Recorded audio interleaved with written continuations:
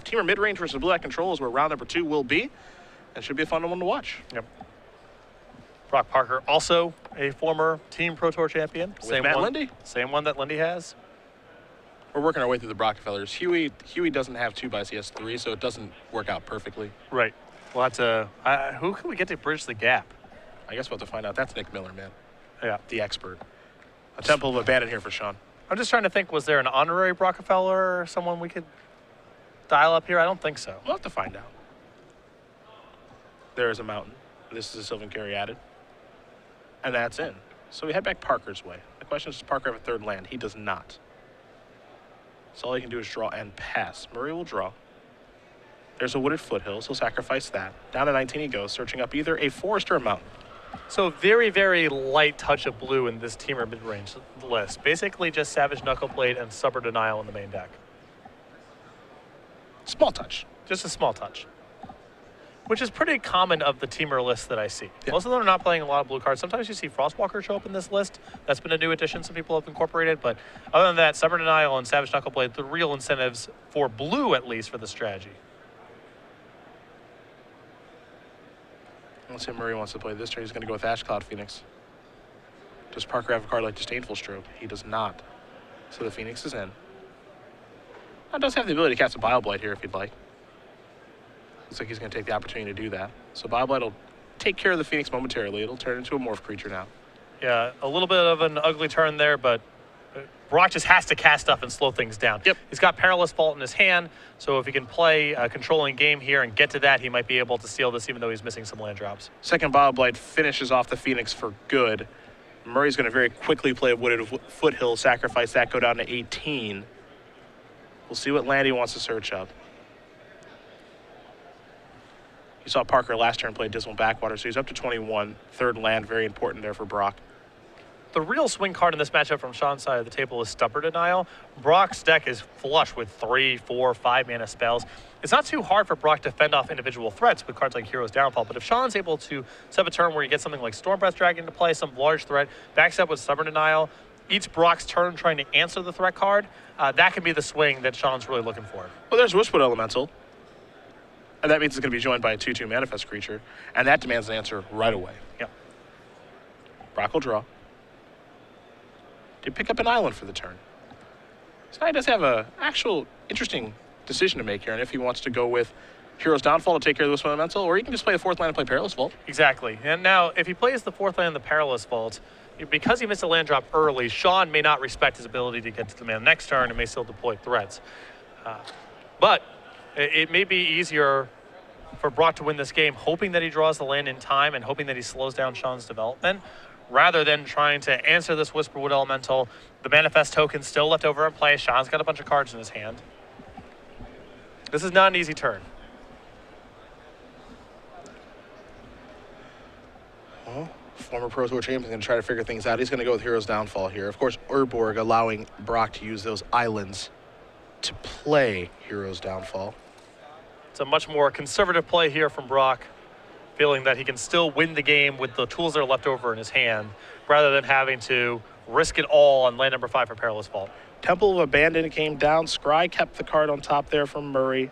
He's got to follow up Whisperwood Elemental now, which means there's another Manifestor is going to be coming. You have to imagine it's a creature if he did keep it on top, but we'll find out momentarily as there is another Manifest. So a pretty healthy board here for Murray. Parker's drawn a couple of lands to get himself out of these mana issues. Temple of Deceit will allow him to scry. Top card's going to go to the bottom. Might be Perilous Vault time now, and it is. Yeah, with land number 5 locked up, it seems like the die is cast. This is a pretty good turn for Brock to stick this. He's still going to take a bunch of damage this turn. Sean's still got tools left over in his hand, but Brock may be able to stabilize this game. By playing Temple of Mystery, Sean has now shown that he is a teamer deck. Before it was rather concealed. You can imagine just a green-red deck having Sylvan Carry added to rump with. But now it's time to get into the red zone. And that, oh boy, there's a Shaman to the Greyhound. So you said it, it's going to be a lot of damage.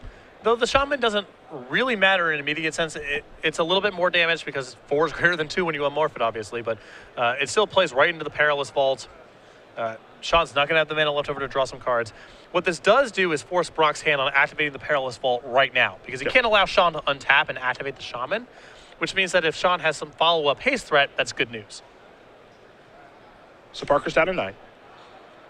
But he's untapped with the Perilous Vault. The draw for the turn was an island. So mana no longer the issue. Now it's just catching back up.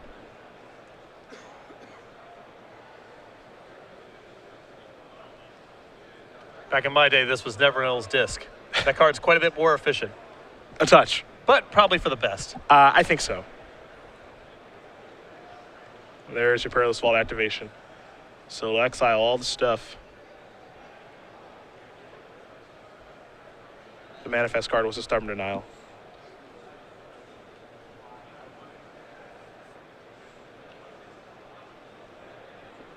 And now all Parker can do is pass the turn back and hope that nothing too bad happens. Here's a Wild Slash. Not a great sign if that's being cast right now. I'd be a little scared.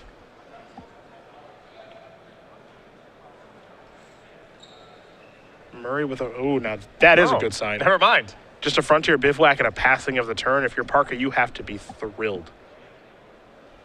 Things could have gone so much worse. Any creature that has haste, a Planeswalker, who knows what. I'm going to do a Sorak Dragonclaw check right now. We're just... Nope, it's just... Brock's getting in the driver's seat here. Turn in the corner.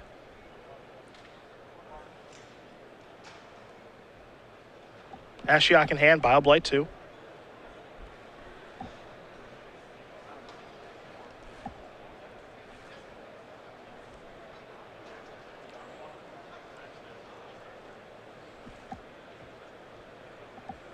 Brock going to rearrange some lands here. He'll go with Ashiok. Elevator going to go up, which means 3 cards are going to be turned over. And pretty good ones there in Stormbreath Dragon, Ashcloth Phoenix, and Stubborn Denial. Yeah, nice for Sean to not be drawing those cards if you're on Brock's side of the table. Also some good options there for Brock to deploy via the Ashiok.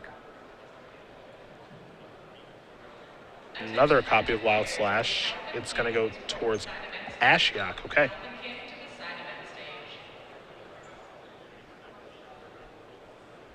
There's a copy of Sylvan Caryatid. Now, if you're Brock, you have to be feeling pretty good now, because now my opponent, if Wild Slashing and Ashiok, instead of taking me from 7 to 5, you want to control my Planeswalker, you have to imagine he's out of gas. And now gaining 2 life with the Radiant Fountain's pretty nice, too. Yeah, the big danger card from the Teamer deck in this spot is Crater's Claws. Yep. And if Brock's pulling himself up to 9 now, there's a very good chance that he'll be able to pull himself out of range of that card, particularly if he can get this Dig Through Time in his hand to resolve. If he finds a counterspell, he should be in a position to turn the game around. Stormbreath Dragon, Wooded Foothills, and Forest are the cards turned over from Ashiok. We head back Murray's way. Murray will play Yavimaya Coast. You mentioned the one card that's scary here is Crater's Claws. It's not a lethal one right now. Not sure if Murray has it in his hand or not, but Parker's going to take the opportunity to play a Dig Through Time and maybe try to find a Dissolve. Yep. And you see Brock here trying to leave 1 mana up so he can play for a Stubborn Denial. Take a look at the top 7. He'll get to take 2 with him. Dissolve is in there. Chase's Ingenuity is too. Pearl Lake Ancient as well. I mean, this is pretty much what Brock was in the market for. Counterspell, and you can pair it with either a card drawing spell or a threat to try to close out this game.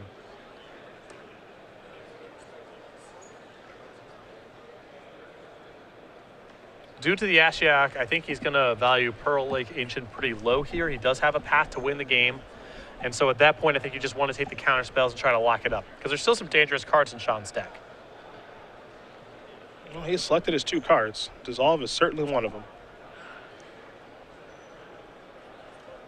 Bile Blight over there. There's a Dismal Backwater. One of the things you got to like about this blue-black control deck, those lands gaining life certainly matters. It's funny, we totally gloss over mana bases when we're describing decks, but it's a huge part of matchups. Part of the reason that mono red is pretty good against decks like Abzan is because of all of the lands. Same thing is true here for blue-black control. It's a big part of why its matchup against aggressive strategies can be positive. It's just incidentally gaining some life over the course of the game as it's going about its business. Parker getting pretty aggressive now. Use that Ashiok to bring in a Stormbreath Dragon. Now he's going to play another Ashiok. That'll turn over a Wishwood Elemental, a Pelucrados, and a Courser of Crufix. So now he's looking to turn the corner and close the game out before Murray can maybe top deck his way back into it. Yeah. Although Brock, with the counter spells he has in hand, should have this pretty well sewn up here. And you can tell Sean knows he's in trouble. He's drawn some lands at the wrong time as well. He needed more action. Well, what's funny enough here is those lands in Brock's deck have pulled him up outside of this Crater's Claws a couple times. The Radiant Fountain showed up just on time, and now the Dismal Blackwater last turn pulled him to this point where Sean has not been able to cast the Crater's Claws in his hand. Now we got ourselves a little bit of a combo here. Courser with Radiant Fountain. That's just so much life. Yeah. I can't even count that high. Parker, it's 3. It's 3, okay. It's 3. Parker is up to 13 now. Stormbreath Dragon coming into the red zone. Murray's down at 10. Murray's tapping some mana. Here comes a Crater's Claws. Don't think Brock has much interest in letting that resolve, so here's the Disdainful Stroke to take care of that. And Parker has officially turned the corner and then some. Take a look at his top card. Dig through time.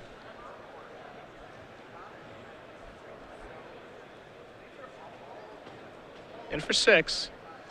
Murray down to 4. Flooded Strand. Ashiok moving up. Take a look at an Ash Cloud Phoenix, a Frontier Bivouac, and a Stubborn Denial. And with the Dissolve left in Parker's hand, he's got the old check mark on this one, it seems. Savage Knuckle the Blade, the draw here for Murray, but a little too late. This is the 4-4. I would be surprised if Brock fought over this.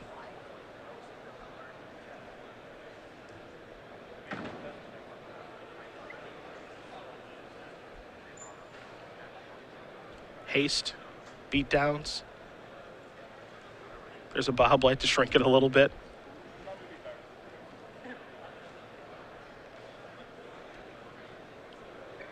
Means any sort of ferocious spell can't trigger this turn. We'll get a pump from the Knuckle Blade, it seems. A little bit of damage dealt Parker's way. Murray will pass the turn back.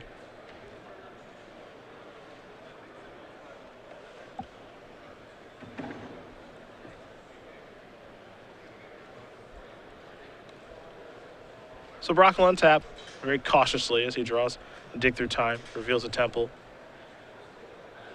And a dragon, perhaps, yes. And that will get things done for game number 1. Brock Parker wins game 1 here over Sean Murray. Blue Black Control up a game here over Team Midrange. Some mana trouble to start, but Brock drawing some lands at the right time to get the job done there. Yeah, very impressive comeback there. Sean's draw was great, too. I mean, he accelerated in some really high-quality threats while Brock was missing some land drops, but Brock able to do just enough to get to this point where Perilous Vault was stabilizing the board.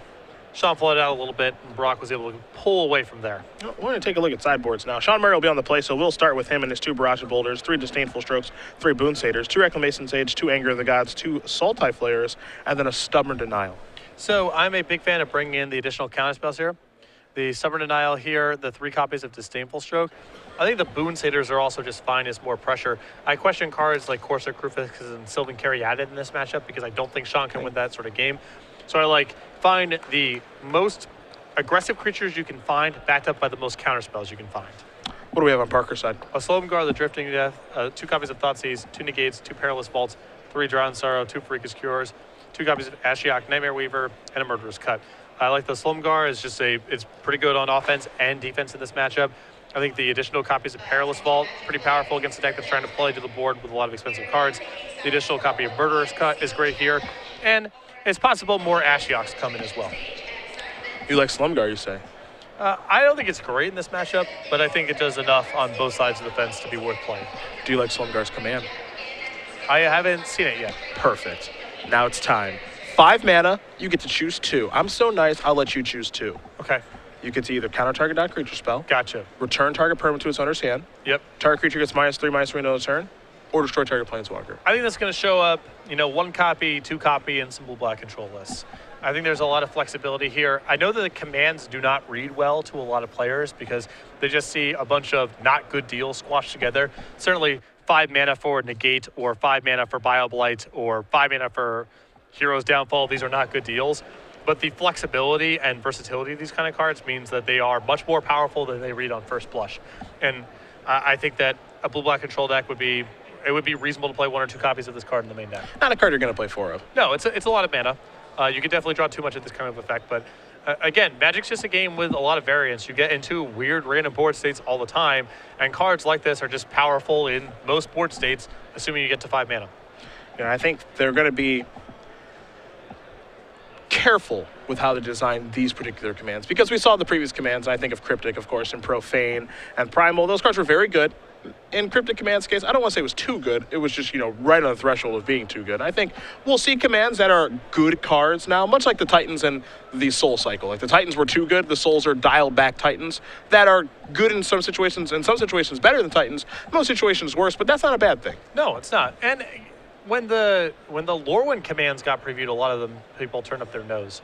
Because even Cryptic Command, and we know Cryptic Command is extremely powerful, one of the most powerful cards in Modern, just super good, right? It's 4 pretty bad deals squashed together. You're not looking to play 4 mana for Counterspell or bounce a permanent or draw a card or what have you, but the mixture of the effects meant that the card was extremely powerful and still is extremely powerful. I don't think the commands that I've seen thus far are in Cryptic Command's league, but as you mentioned, I don't think that's a bad thing. So we'll have more commands. Then we will actually talk about some of the other ones that have been spoiled from Dragons of Tarkir over the course of the weekend. But it's been and this set is, Fate Reforged was sweet when we were looking at that, when the new cards were coming out, and it's clearly been a good set, and I think everyone has enjoyed. But Dragons of Tarkir, I'm really a fan of what's going on here. I am too. I think that this is an opportunity for them to kind of do a dragon set the right way. They ostensibly did that a while ago with Scourge. Long time ago. But there just weren't that many dragons in Scourge, to be honest. Yeah. I mean, there was, 4 or 5 of them, I think. Not so a ton. See an actual dragon set is pretty sweet. No, I'm a big fan. A lot of flavor. That's one of the things I've enjoyed about Magic Design over the past handful of years, is just every set is really just oozing with flavor. So you go back in the day, and you have sets like Legends and Arabian Nights that are dripping with flavor, but the gameplay is actually pretty bad. Yep. Like, what does a moat look like? Well, creatures can't attack. Okay, that makes sense, but that's not really good gameplay. Sure. There's a lot of examples of that in Magic's early history. Then you have some sets down the line where there was a lot more focus on gameplay, but flavor really suffered as a result. I think of all the positive things that you can say about the current regime of R&D, perhaps the most positive is it's the best integration of gameplay and flavor that I think Magic's ever been at. I think so too. M10 was really the foundation for it, and they've been following through ever since. And it's been an enjoyable experience for everybody. Game number 2 going to be underway here between Sean Murray and Brock Parker. Sean Murray will be on the play with his team or mid-range deck. Parker able to bounce back from some mana troubles early on in game number 1. Looks like Murray's going to send his hand back. Brock happy to keep. Yep. Like, early Magic design is all about flavor. That really seems to be the only driver. Sure. The cards almost read like something out of a Dungeons and Dragons manual than they do gameplay cards. But now we've got that healthy mix. Right, it's great. It is great. Innistrad, the big one. Innistrad was a huge step forward. I think, to me, M10 represents the shift in philosophy. See if Murray can find a better 6 here for game number 2. He's happy enough. We're underway. It'll be a Frontier Bivouac to kick things off. Parker will take a draw step. He's got some options here between Dismal Backwater or Temple of Deceit. This is another thing where you can see some advanced play. You know, I think that a lot of people they have the instinct of, I play my Scryland first. And when you watch the better players play, they will often hold their Scryland until they're looking for either a land or a spell. Right now, I think Brock is happy to draw either lands or spells, so there's not a lot of merit to scrying. Wait for the first couple draw steps. If he draws a bunch of lands, then he's looking for spells and vice versa. But no reason to rush it. A second Dismal Backwater here from Parker. It'll put him up to 22. He'll just pass the turn back. Murray's going to sacrifice his Wooded Foothills. He'll go down to 19.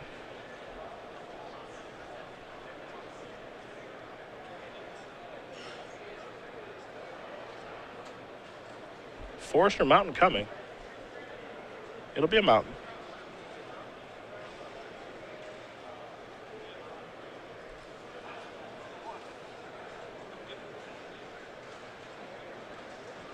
And Brock's hand just flush with really powerful 3-mana plays. As long as Sean doesn't blow him out of the water here. I think Brock's got the tools to answer most of Sean's mid-game plays. See what Sean draws. Yavmai Coast will come in. Nothing to play on turn at number 3, though. So all I can do is just pass the turn back. He's got a healthy amount of 3-mana play. Savage Knuckleblade, Courser, the Morphon Ash Cloud Phoenix. Has Boonsader after sideboard, so perhaps he has that here. Because there's a Radiant Fountain from Parker. Brock up to 24. Could have had back Murray's way. Sylvan Caryatid the draw. There's a Shivan Reeve. There is Caryatid.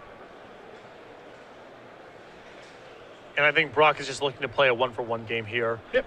Sean's already mulliganed. So you have these dissolves, these heroes' downfalls. Just try to line them up against the scant few threats that Sean can bring to the table. Temple here for Brock. What's really nice about these answers as well, they're all underneath the Disdainful Stroke. Mm-hmm. There's a Forest for Murray.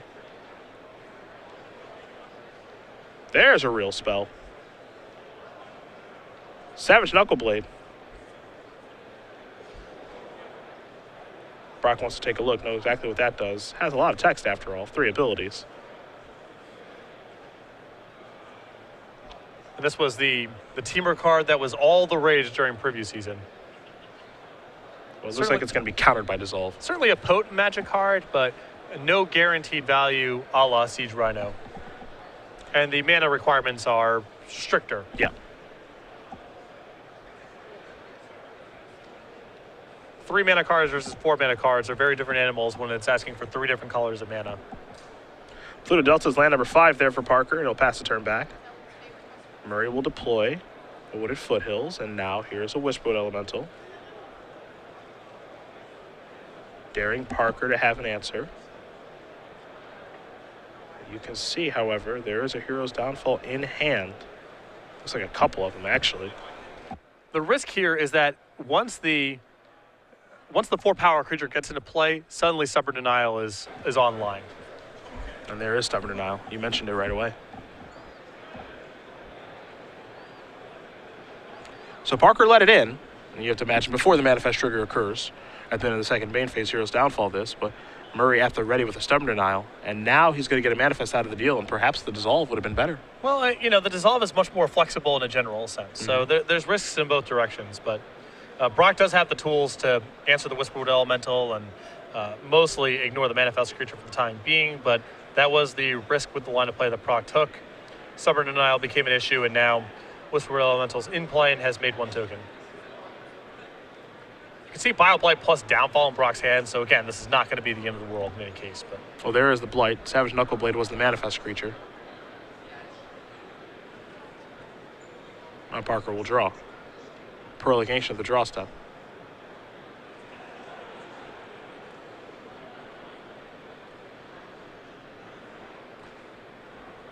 So perhaps now it's time to cast that Hero's Downfall to take care of old Whisperwood. Yeah, you can tell the concern here is that Brock has Dissolve, and without a 6 mana means the Dissolve's down, but he can still hold up Disdainful Stroke, and Disdainful Stroke probably handles anything powerful Sean can bring to bear. Well, there's a Courser. That's underneath the Disdainful Stroke shield. But not something that Brock particularly cares about. Frontier Bivouac will come in. Courser will trigger. Murray's up to 20. We'll have to see the top card, of course, of Murray's deck here from the Courser. And now it's a Disdainful Stroke.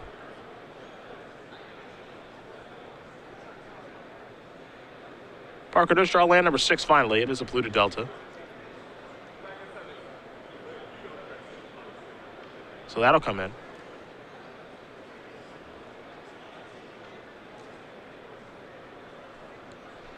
Now Brock's had a decision to make. Now has another Hero's Downfall in hand. 2 counter spells and Disdainful Stroke and Dissolve, and then the Prolongation to try to close the game out with, and he'll just pass the turn back.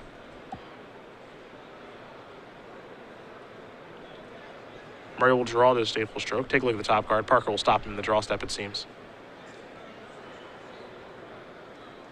Might have some interest in casting Hero's Downfall, but he'll just let it go. Given the nature of Brock's hand, I don't think he really cares too much about these Disdainful Strokes, nor does he care about the Courser, because Prolongation is going to show up momentarily and swallow it up inside of combat. So Brock may Hero's Downfall this card at the end of the turn just as a concession to, I might miss my land drop and not be able to cast Prolongation, but he's not in much of a need to rush here.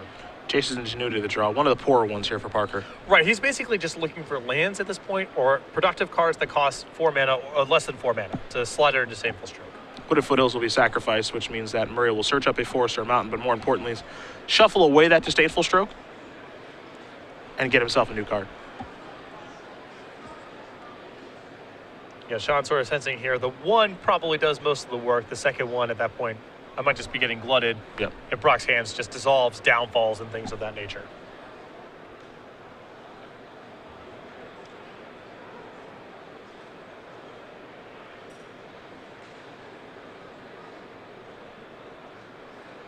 Top card, Manic Influence. That'll be the draw step.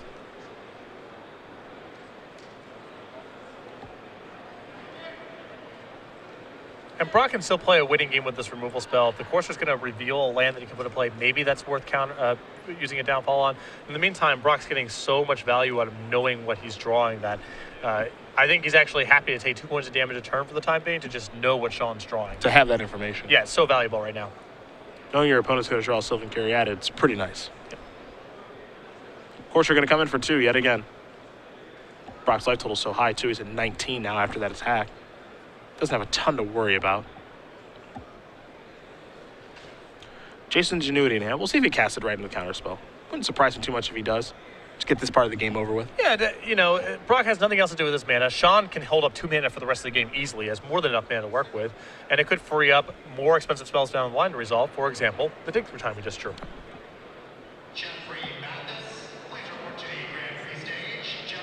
Dig Through Time, the draw step there for Parker. Looks like he might try to cast it right now, knowing that nothing threatening is coming next turn. Exactly. He can still hold up Dissolve, and he knows the draw step's dead anyway because it's a Caryatid coming. And Brock would really like to find just more lands so he can get Pearl Location to play, wrap the game up. Dig Through Time, Disdainful Stroke, which we might see Parker now fight back with a Dissolve. Especially because that's Murray's last card. Exactly. This is a pretty attractive card to fight over, I feel like, because you know next turn's clear. You still have the Disdainful Stroke that catches Sean's big plays. And finding lands or just more counter spells or whatever off this Dig Through Time is very, very good for Brock. And he will sacrifice Blue to Delta. Solan Island will be coming into play in just a moment. And there it is. And in combination with the Temple of Deceit, that's the 2 blue necessary to cast a Dissolve here on the Disdainful Stroke, which means that the Dig Through Time will resolve. And this is part of the reason that Brock has left the Courser in play for as long as he has. It would be dangerous to tap out right here if you didn't know Sean was drawing Caryatid, you know? Sean finds something like Ash Cloud Phoenix or Storm Breath off the top, and maybe the game gets away from you. So the information that he's getting from Sean's draw step right now, very valuable in allowing him to be aggressive in pushing through this Dig Through Time. Taking a look at the top 7, there are lands in there. There's also Perilous Vault and Jason's Ingenuity. Parker has brought an island forward as well. As you mentioned, just looking for land number 7 at this point. Pearl Lake can close this one out pretty quickly. Solmgar also he's found. Not a bad option. Even if, you know, Solmgar gets a lot of attention for token matchups and Elspeth, but the thing is just freaking huge and really hard to kill. Yeah. So in a lot of creature matchups, it's just fine as, you know, it holds down the fort and it's pretty good at going on offense. You wouldn't think of this as being the type of matchup where the card comes in, but it's just good enough. Yeah, that's the best way I think to describe it. It's good enough. It's kind of a nuisance. There's Radiant Fountain. Again, this is all taking place right now on Parker's turn. And just how many creatures in Sean's deck profitably attack through it? It's a pretty short list. The number's pretty low. Yaf Mayako's going to come in here for Murray. He'll gain a life off the course. So take a look at the top card. It's a Shivan Reef. That'll be the draw step next turn. Storm Breath that's non-monstrous can't. Whisper Elemental and Friends can't. Ash Cloud Phoenix can't. Pelucranos can't. Shaman and Great Hunt can't. Savage Knuckleblade can't. Courser can't. None of his creatures can attack through it. The old brick wall. Yeah. Salamga. Parker will just pass the turn back. No interest in casting the dragon right now. He'd rather play a Pearl Lake Ancient. The draw step is Shivan Reef. The top card is Crater's Claws. Reef will come into play. Trigger the Courser. Now, Sean, he's pausing here because he's clearly worried about Pearl Lake Ancient. The other side, if I'm in his seat, I'm thinking, well, does it matter? Yeah, if he has Pearl Lake Ancient, can I win? Right. Yeah. I think I would have just attacked. If he doesn't have it, sweet, 2 damage. And if he does have it, you can just concede a little faster. That's like a win-win spot as far as I'm concerned. For you, yeah. For you, that is a win-win.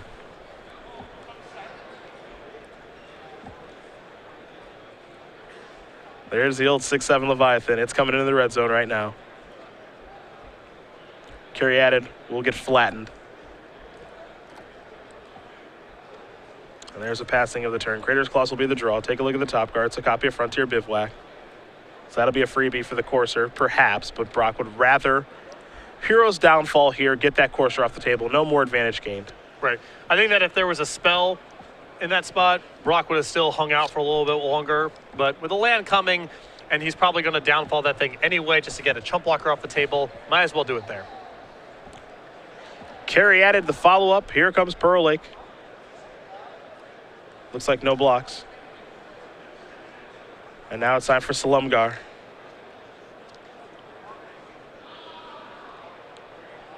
Murray will play that Frontier Bivouac. No Courser in play, so no life to be gained.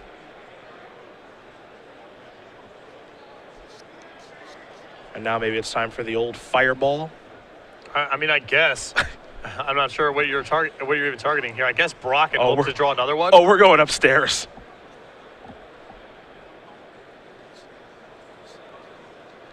All you can do is hope for the best here. They do see Salumgar the Drifting Death. Disdainful Stroke's going to take care of the Crater's Claws. And after a few more attacks here, Brock Parker is going to move on to 2-0. That's a prowess trigger. All day. That's a prowess trigger. That's just good sequencing. Yep. Gets in that extra point.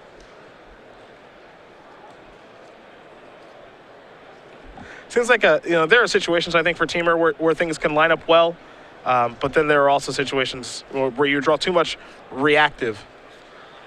I think it just has to be Knuckle Blade with Stubborn Denial. I think that's the recipe. It's not easy for them to answer that card.